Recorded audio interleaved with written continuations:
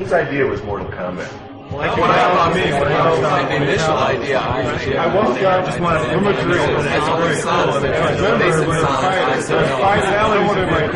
to My name is David Mikic, and I'm a graphic artist. My name's Dan Forden, and I do sounds and music. And tell people. My name is Ed Boone. I'm co-designer and programmer. My name's Sonya, and I do backgrounds and special effects. John Vogel, backgrounds and special effects. John Tobias, and co-designer and lead artist. Steve Beran, and I'm a video artist. Our motto in Williams is always that reality's boring. Nobody wants to pay for reality. We take everything beyond reality to the point where it's, the only way to do this is through our video game. It's the perfect blending of everything. I mean, the game is fun to play. It's got good graphics, and it's got a decent backstory to it. It's easy to come up with the ideas, anybody can come up with ideas for games and stuff, but it's to actually convert something from an idea in your head into reality, into something that is a sellable product. That's where the challenge is. This is sort of the very first concept of the story. This guy here eventually became Shang's son. The mystique and all that whole feeling of it was really, the foundation of that was really what John Tobias kind of envisioned. One thing Mortal Kombat does for all of us is it puts you in a mood or puts you in a setting where you're sort of able to create things that are surreal. Mortal Kombat 1 took place more, on an earthly environment, in an Asian type of setting. In part 2, we knew that we were going to send our characters to sort of a different world, and so the door was completely open for us to kind of interpret that in any way we wanted. Mortal Kombat 3 has so much hidden stuff, it's just endless, just the amount of stuff that we packed in there. Okay, come on. I don't know if I should be telling you this, but I'm going to show you a move, okay? Listen.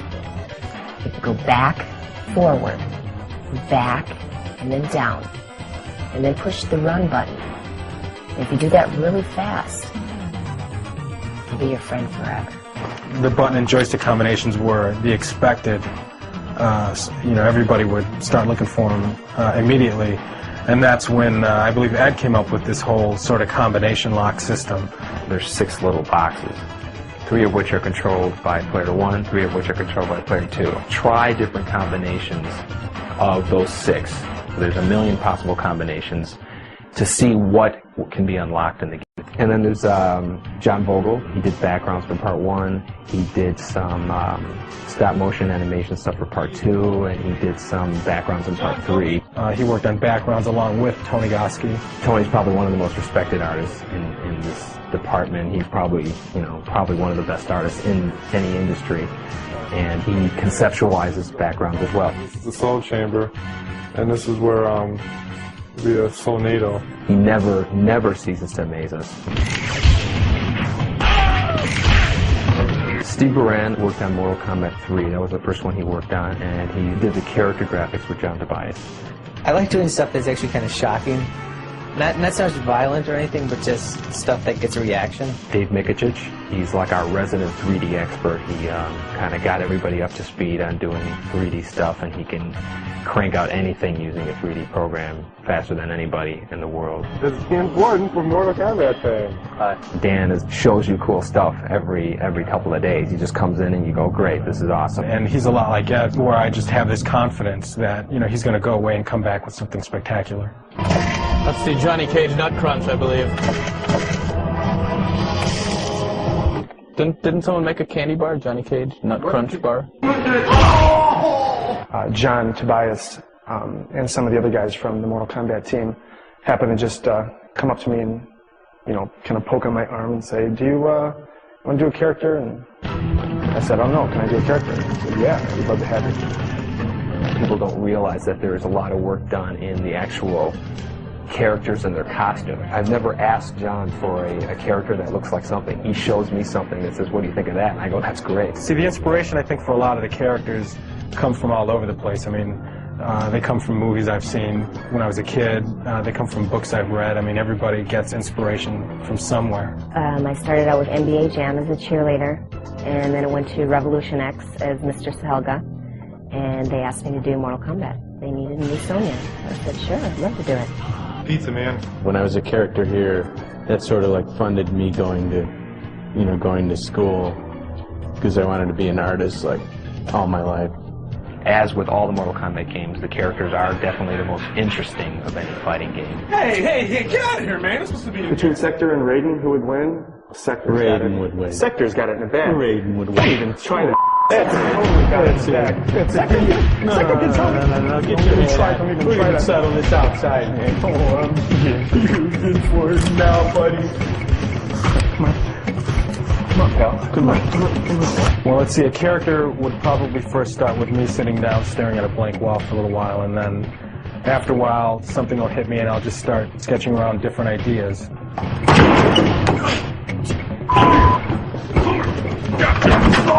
We went months and months not having names for these characters, and then we'd have these powwow sessions where everybody would kind of throw out names. Shang Tsung. Look at that Saibot. Ignore Shang Tsung. Yeah. Combinations for Shang Tsung. Yeah. Maybe it was a military prototype. And the other one was just like a security guard at a mall that didn't work out right. Saibot X11? There goes X11. See, anything with X is cool. I like X11. There it goes. Saibot. That's the bias backwards. Yeah, no, but I think it sounds cool. That does sound cool. Everybody says Saibot. That could be a good name for the robot. Saibot. We're gonna have Mayo as the secret character. No Saibot. Oh, man. Why? DEFCON is overused. Where? Everywhere. No. I've heard that so many times. Yeah, every time you watch War Games. Yeah, well, you know what's going to happen? We're going to come up with all the names. We're all going to like them, and Ed's going to hate every one of them. 95% of them, somebody would say a name, and then there'd be one of us, of the 5 or 6 of us, who would just, you know, have a heart attack just because they hated it so much. And then we're like, okay, I guess that's a no.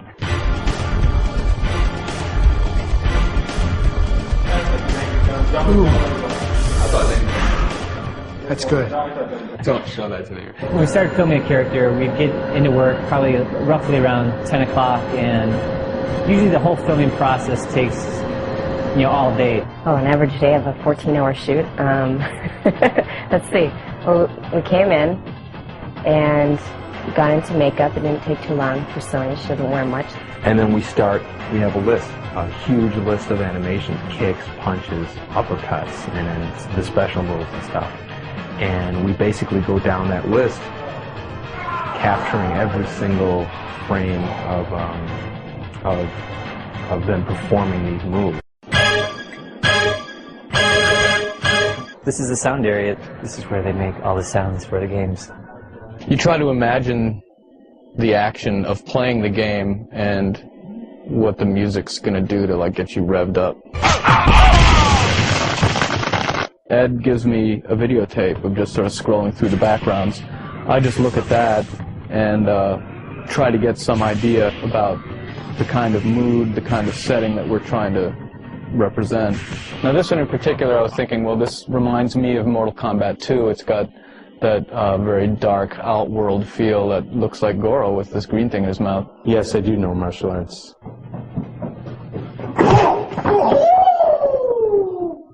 Kung Fu. I try to get a rhythm going and then fill it out with harmony.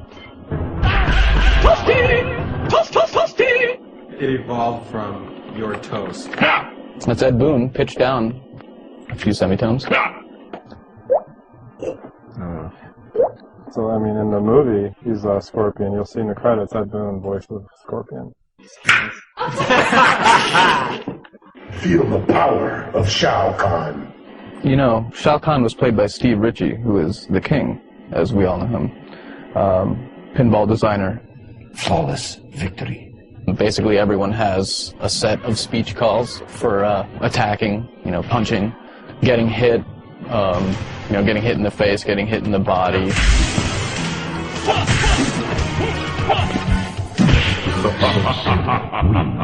We do the arcade version, which is the original one, and then After that's when it's been out for about a year or so, and then they start converting it into the home platforms, that's where you get the Sega Genesis, the Super Nintendo, the PlayStation, and all that. Well, the Chicago guys send us the assembly source code, and then we go line by line and convert it into C.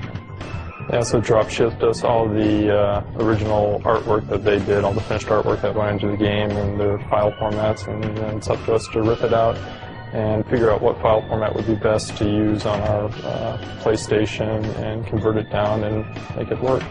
We have one piece of hardware that has a particular size of RAM and a CD-ROM, which is in the machine. And so what you have to do is you have to decide what chunks of sound data have to come off of the CD-ROM into the RAM of the machine, and at one point in the game. The quality on the PSX is better. It's stereo 44:1 sound, just like you'll buy in any music store, CD shop. It's the same stuff. One of the most amazing things I think we found in the game that we couldn't believe was the fact that Shiva was a stop-motion puppet. When we were originally just looking at the artwork, we were just saying there's no way. I mean, we see like muscles rip wing. It looks like her face is changing. It just looked too real. One of the codes, if you, on the briefcase screen, if you push the third symbol down one, you'll get a new exclusive PSX code. Don't think we're going to tell you what it is. We'll just But find out on your own. Who's the best? Who's the best? Who's the best? Man, who's the best, man? You're the best, man. No, man. Ray's the best, man. Ray's the best. Ray's the coolest. No, man. Ray disappears and he's like flying. He's gonna teleport. It's all an illusion. It's all an illusion.